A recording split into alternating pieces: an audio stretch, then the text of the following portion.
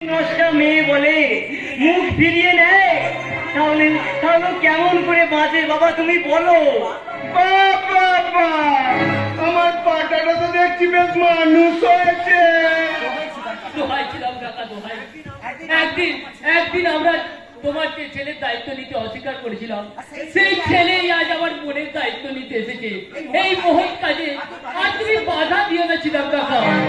আর বাদ দেবো, তার আগে আমার পাওনাটা মিটিয়ে দাও তো দেখি। দিয়ে দেবো ছিলাম কাকা, আর কয়েকটা মাস সময় দিন, তোমার সেই টাকা। দূর বোকা, কাকাকে চাই রে, আমি তো চাই আমার বৌমাকে। ছিলাম কাকা। শ্রীরাম কাকা, বাবা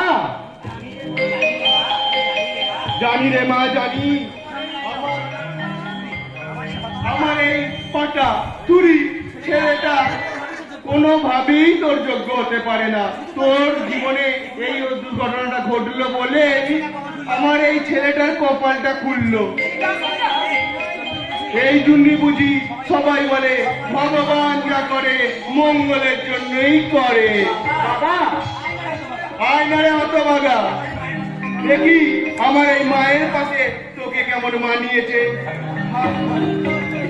বাবা তুমি বলেছিলে না আমাকে নাকি কেউ মেয়ে দেবে না, আমার নাকি বিয়ে হবে না। দেখো শেষমেশ বিয়েটা কিন্তু হয়েই গেল। ক্যাবলা, যতই করো বাহানা, যতই বলো না না না, বিয়ের ফুল ফুটলে বাজবে বিয়ের বাজনা। যতই করো বাহানা, যতই বলো